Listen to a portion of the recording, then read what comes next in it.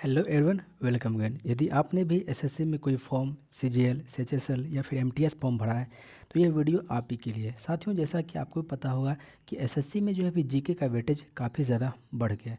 तो इसका क्या मतलब, कोई भी क्वेश्चन आप पढ़ें नहीं, आप उन्हीं सब सवालों को पढ़िए जो पिछले एग्जाम में पूछा गया है। प्रीवियस क्वेश्चन को सबसे पहले पढ़ें, क्योंकि एसएससी का एक नियम है, ये 60 to 70%, कभी कभी तो 80+ भी ये क्वेश्चन रिपीटेशन करता है। और जो भी बाकी क्वेश्चन रहते हैं वो भी प्रीवियस क्वेश्चन पर ही बेस्ड होता है।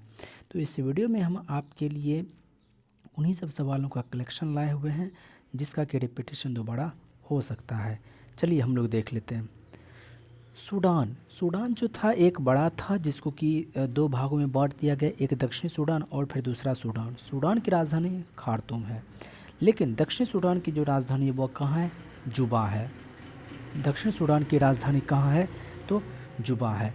अमेरिका की खोज 1492 में हुई थी, जबकि भारत की खोज 1498 में की थी।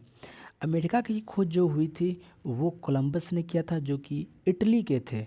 और भारत की खोज जो 1498 में किया था वो पुर्तगाली था, वास्को डी गामा था। एशियन टाइगर में टोटल 4 देश आते हैं। कौन कौन से? ताइवान, हांगकांग, उसके बाद सिंगापुर, कोरिया। इनको एशियन टाइगर कहते हैं। एशियन टाइगर कितने हैं? 4 हैं। कौन कौन से? ताइवान, हांगकांग, सिंगापुर और फिर दक्षिण कोरिया। गोल्डन क्रेसेंट में टोटल 3 देश आते हैं। ये है क्या? तो जो अफीम का उत्पादन करता है और जो भी इलीगल काम होता है वो खुले तौर पर होता है। कहाँ कहाँ? तो पाकिस्तान, अफ़गानिस्तान, ईरान।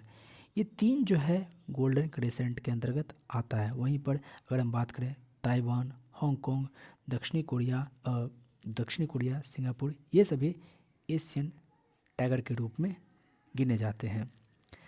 जैसे यदि हम एक सवाल था कि अगर हम कन्याकुमारी से श्रीलंका के लिए चले तो हमको कौन सा खाड़ी पार करना पड़ेगा?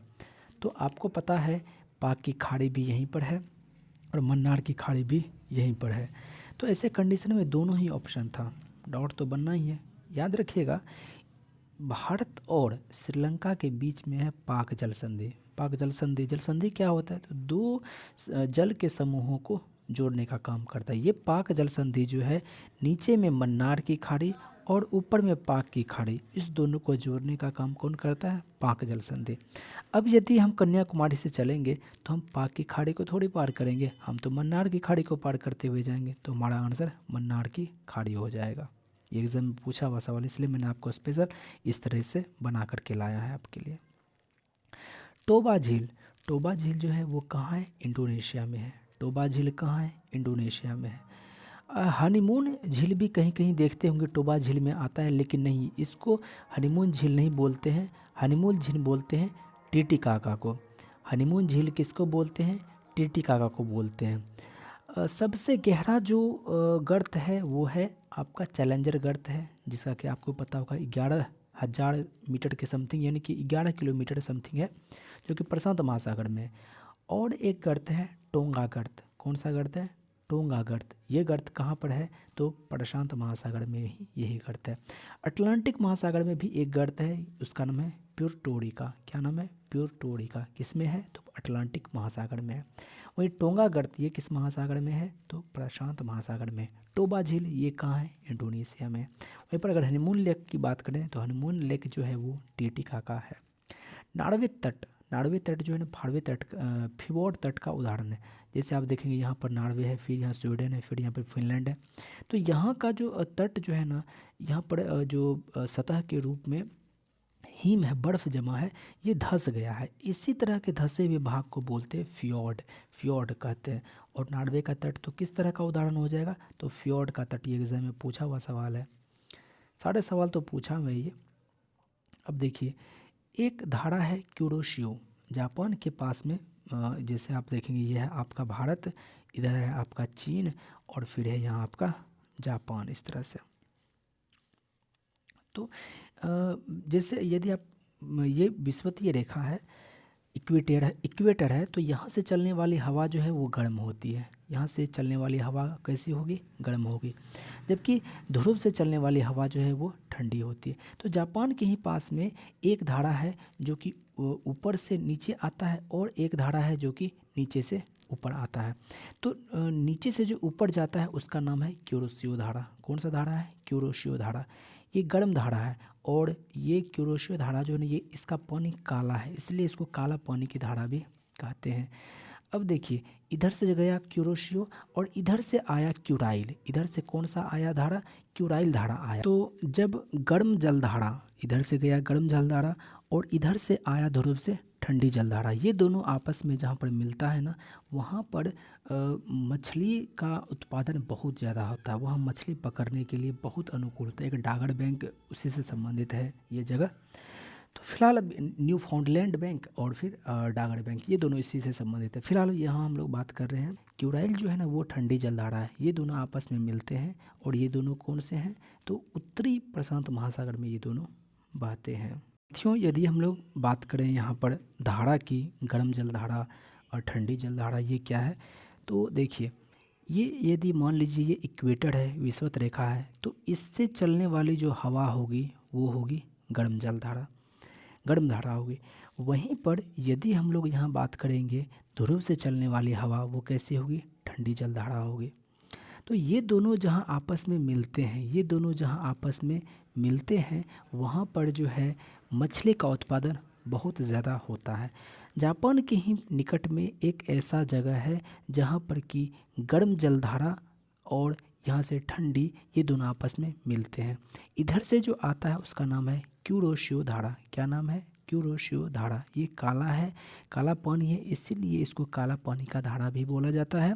ये गर्म जल धारा है। और इधर से आने वाली कौन सी धारा है, क्यूराइल। क्यूराइल को ही बोलते हैं ओएशियो। क्या बोलते हैं, ओएशियो। ये दोनों जो है मिल करके आपस में एक क्षेत्र यहाँ पर बनता है जहाँ पर कि सबसे ज़्यादा मछली का उत्पादन होता है। तो यहाँ पर आप ये याद रखिएगा, क्यूरोशियो धारा जिसको कि काला पानी की धारा भी कहते हैं, ये किधर है, मिलता है तो जापान में मिलता है। ये कैसी धारा है, तो गर्म है। और ये प्रशांत महासागर, अगर इक्वेटर को देखें इस तरह से, और इधर वाला जो है वो क्या हो जाएगा, उत्तरी प्रशांत महासागर, और इधर जो हो जाएगा वो कौन सा हो जाएगा, दक्षिणी प्रशांत महासागर। तो क्यूरोशियो धारा जापान में बहता है, जापान के निकट चलता है, और ये किस तरफ चलेगा, तो प्रशांत महासागर में। किधर, तो उत्तरी प्रशांत महासागर में। दूसरी जलधारा है क्यूराइल जलधारा। क्यूराइल को ही बोलते हैं ओएशियो धारा। ये भी जो प्रशांत महासागर से ही है, लेकिन ये कैसी धारा होगी, तो ये ठंडी धारा है। वहीं पर लेब्राडोर जो धारा है वो उत्तरी अटलांटिक महासागर में चलता है और ये ठंडी जलधारा है। लेब्राडोर और कैनाडी भी इसको बोलते हैं, लेब्राडोर और कैनाडी, ये दोनों कैसी धारा है, ठंडी जलधारा है ये, और ये अटलांटिक महासागर में बहती है, उत्तरी अटलांटिक महासागर में। हमबोल्ट धारा जो है जैसा कि आप देखेंगे तो ये आपका उत्तरी अमेरिका है और ये आपका दक्षिणी अमेरिका। यहाँ पर आपका पेरू तट पर क्या होता है कि दक्षिण से उत्तर की ओर चलने वाली ये हवा है। कौन सी हवा, हमबोल्ट धारा। ये कैसी धारा होगी, ठंडी धारा होगी, क्योंकि ये ध्रुव से होकर के आ रही है। तो लेकिन ये है किधर, तो दक्षिणी तरफ है, तो इसलिए दक्षिणी प्रशांत महासागर में ये चलता है। हमबोल्ट धारा को ही बोलते हैं पेरुवियन जलधारा। अगला है कैलिफोर्निया जो धारा है ना वो भी ठंडी जलधारा ही है। कैलिफोर्निया धारा कैसी है, ठंडी जलधारा है, जो कि प्रशांत महासागर में ही ये चलता है। यहाँ पर आपको मिल जाएगा अलास्का। ये जगह जो अलास्का कहलाता है, तो अलास्का एक धारा है जो कि कैसी धारा है, गर्म धारा। कैलिफोर्निया की बात आएगी तो ठंडी धारा है, वहीं पर अलास्का जो है वो गर्म धारा है, और दोनों प्रशांत महासागर में ही है। मोंगला पत्तन कहाँ है, याद रखिएगा, बांग्लादेश में। मोंगला पत्तन ये कहाँ है, बांग्लादेश में। मोंगला पत्तन कहाँ है, तो बांग्लादेश में। ब्राज़ील धारा जो है वो कैसा है, तो गर्म जल धारा है। ब्राज़ील धारा कैसा है, तो वो गर्म जल धारा। ये दक्षिणी अटलांटिक, जैसे देखिए इधर हम बढ़ जाएंगे तो दक्षिणी अटलांटिक हो जाएगा। आप मैप तो पढ़े ही होंगे ना, मैप जानते होंगे किधर कौन सा है। तो ब्राज़ील धारा कैसी है, गर्म धारा है, ये दक्षिण अटलांटिक में बहता है। अब है कुछ जगह का नाम जिसको कि आपको याद रखना ज़रूरी है। केल्विन और हॉब्स, ये क्या है, तो कॉमिक स्ट्रिप है। केल्विन और हॉब्स क्या है, एक कॉमिक स्ट्रिप है।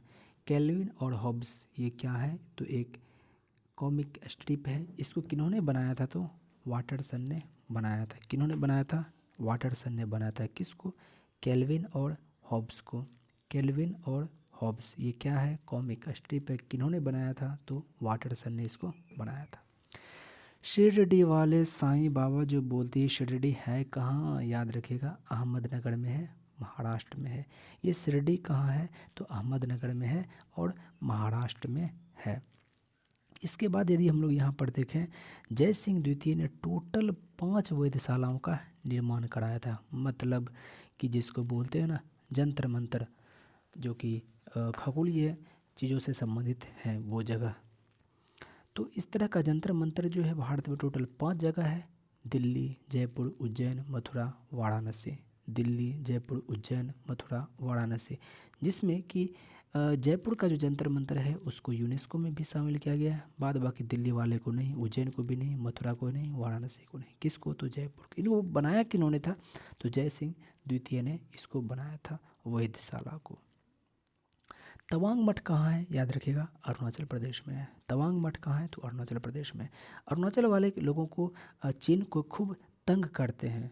किसको तंग करेंगे, चीन वाले, जो बगल में है अरुणाचल प्रदेश को ना, बोलता है चीन की हमारा हिस्सा है, तो अरुणाचल प्रदेश को तंग कर देता है। तंग से हो जाएगा तवांग। तवांग मठ कहाँ है, तो अरुणाचल प्रदेश में। पीटर स्क्वायर ये कहाँ है, तो वेटिकन सिटी में। पीटर स्क्वायर ये कहाँ है, वेटिकन सिटी में। पीटर स्क्वायर ये कहाँ है, तो वेटिकन सिटी में है। तिरुमाला मंदिर ये कहाँ है, आंध्र प्रदेश में। तिरुमाला मंदिर कहाँ है, तो ये आंध्र प्रदेश में है। लेकिन इतना ही मात्र नहीं पूछता, ये पूछता है कि तिरुमाला मंदिर आखिर किस पहाड़ पर स्थित है, याद रखिएगा वेंकटाद्रि पहाड़ पर। वेंकटाद्रि पहाड़ पर कौन सा मंदिर स्थित है, तिरुमाला मंदिर। तिरुमाला मंदिर है कहाँ, तो याद रखिएगा आंध्र प्रदेश में है। कैंटन टावर ये कहाँ है, तो चीन में है। कैंटन टावर ये कहाँ है, तो चीन में है। कैंटन टावर कहाँ है, तो चीन में है। एंकोर आर्कियोलॉजिकल पार्क ये कहाँ है, कंबोडिया में। एंकोर आर्कियोलॉजिकल पार्क कहाँ है, कंबोडिया में। अंकोर वाट का मंदिर भी कहाँ है, कंबोडिया में। कंबोडिया का राजधानी का नाम पेन है। लेकिन यहाँ बात करें एंकोर आर्कियोलॉजिकल पार्क ये कहाँ है, कंबोडिया में है। भारतीय स्वतंत्रता लीग, जिस तरह से मुस्लिम लीग की स्थापना 1906 में आगा खां के द्वारा ढाका में किया गया था, उसी तरह से 1907 में भारतीय स्वतंत्रता लीग की स्थापना करी गई थी। 1906 में मुस्लिम लीग, 1907 में भारतीय स्वतंत्रता लीग। इसकी स्थापना किन्होंने करी थी, तो तारकनाथ दास ने करी थी। कहाँ पर करी थी, तो कैलिफोर्निया में करी थी। कैलिफोर्निया है कहाँ, तो ये है अमेरिका में, यूएसए में। कैलिफोर्निया भी तुरंत हमने धारा पढ़ा है। ये कैसी धारा है, कैलिफोर्निया धारा, तो ठंडी धारा है। वहीं पर अगर अलास्का धारा की बात करेंगे तो वो एक गर्म धारा है। नॉट्रे डेम कैथेड्रल ये कहाँ है, पेरिस में है। नॉट्रे डेम कैथेड्रल ये कहाँ है, पेरिस में है। नॉट्रे डेम कैथेड्रल ये कहाँ है, पेरिस में है। सर्वाधिक ऊर्जा में सक्षम शहर कौन सा है, रेकजाविक है। रेकजाविक, रेकजाविक क्या है, तो आइसलैंड की राजधानी है रेकजाविक। सर्वाधिक ऊर्जा सक्षम शहर कौन सा है, रेकजाविक है। सर्वाधिक ऊर्जा सक्षम शहर कौन सा है, तो रेकजाविक है। अब इसमें देख लीजिए, कुछ व्यक्ति होते हैं जो कि माचिस की तीली को इकट्ठा करेंगे, माचिस बॉक्स की इकट्ठा करेंगे, तो उसको बोलते हैं फिलोमिनिस्ट। क्या बोलते हैं उसको, फिलोमिनिस्ट बोलते हैं। कुछ लोग किताबों का संग्रह क्या कहलाता है, बिब्लियोफिलिस्ट। बिब्लियोफिलिस्ट, बिब्लियोफिलिस्ट। उसी तरह से पोस्ट कार्ड को भी जमा करते हैं, उसको क्या बोलते हैं, डेल्टियोलॉजिस्ट। क्या बोलते हैं, डेल्टियोलॉजिस्ट। सिक्कों या कागजी मुद्रा को जो रखते हैं, संग्रह करते हैं, उसको कहते हैं न्यूमिस्मेटिस्ट। क्या बोलते हैं, न्यूमिस्मेटिक्स बोलते हैं। सिक्कों या कागजी मुद्रा को जो संग्रह करते हैं उसको क्या बोलते हैं, न्यूमिस्मेटिक्स। फिर से मैच बॉक्स को जो संग्रह करता है उसको बोलते हैं फिलोमिनिस्ट। किताबों के लिए बिब्लियोफिलिस्ट, पोस्ट कार्ड को डेल्टियोलॉजिस्ट, वहीं पर सिक्कों या फिर कागजी मुद्रा के लिए न्यूमिस्मेटिक्स। ठीक है। देखिए पोताला महल, पोताला महल क्या है, तो इसी में दलाई लामा रहते हैं। देखिए आपको पता होगा कि 1959 में तिब्बत पर जो है चीन ने अधिकार कर लिया, और तिब्बत की राजधानी कहाँ है, लहासा में है। तो लहासा में ही एक महल है पोताला महल। पोताला महल में कौन रहते हैं, दलाई लामा रहते हैं। इसी पोताला महल में जो है यहाँ पर इसको समर पैलेस कहा जाता है। किसको, पोताला महल को। पोताला महल को समर पैलेस कहा जाता है क्योंकि इसमें दलाई लामा गर्मी के समय में यहाँ पर रहते हैं अपना ठंडी गर्मी बिताने के लिए। CDM ये जो है पर्यावरण से संबंधित है, क्लीन डेवलपमेंट मैकेनिज्म है। क्लीन डेवलपमेंट मैकेनिज्म है, CDM क्लीन डेवलपमेंट मैकेनिज्म है। मक्का कहाँ है, ये सऊदी अरब में। मक्का कहाँ है? ये सऊदी अरब में है। यहीं पर मक्का में ही मस्जिद अल हराम है। क्या है? मस्जिद अल हराम है। ये सबसे बड़ी मस्जिद है, विश्व की सबसे बड़ी मस्जिद कौन सा है? मस्जिद अल हराम है। ये है कहाँ मस्जिद अल हराम? तो मक्का में है, सऊदी अरब में है। IUCN international union for conservation of nature, यही जो है लाल सूची जारी करता है। लाल सूची जारी करता है। 1964 में पहला लाल सूची जारी करा गया था। रेड सूची इसको बोलते हैं। UNHCR, United Nations high commissioner for refugees, United Nations high commissioner for refugees, इसकी स्थापना कब हुई थी? तो 14 सितंबर 1950 में हुई थी। 14 सितंबर 1950 को 14 सितंबर 1950 को किसकी स्थापना हुई थी? UNHCR, United Nations high commissioner for refugees की स्थापना हुई थी।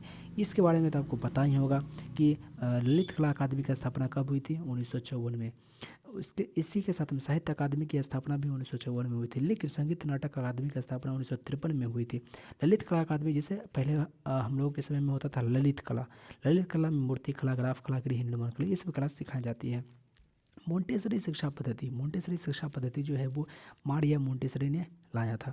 मोंटेसरी शिक्षा पद्धति ये किन्होंने लाया था? तो मारिया मोंटेसरी ने लाया था। ये कहाँ के थे? तो इटली के थे। मारिया मोंटेसरी कहाँ के थे? तो ये इटली के थे। ये मोंटेसरी शिक्षा पद्धति है क्या? तो प्रयोग के माध्यम से कोई भी चीज़ स्वयं खोज करना, प्रयोग के माध्यम से किसी भी चीज़ को स्वयं खोज करना, यही बतलाता है मोंटेसरी शिक्षा पद्धति। ये किन्होंने लाया था ये मोंटेसरी शिक्षा पद्धति? तो मारिया मोंटेसरी। ये कहाँ के थे? तो इटली के थे मारिया मोंटेसरी। तो साथियों ये सभी सवाल जो हैं ये इम्पोर्टेंट हैं, इनके दोबारा आपके एग्ज़ाम में पूछे जाने का पूरा पूरा चांस बनता है, क्योंकि साथियों ये सभी एग्ज़ाम में पूछा हुआ है तो दोबारा पूछा जा सकता है। वीडियो के अंत तक बने रहने के लिए आपका बहुत बहुत धन्यवाद। शुक्रिया। जय हिंद।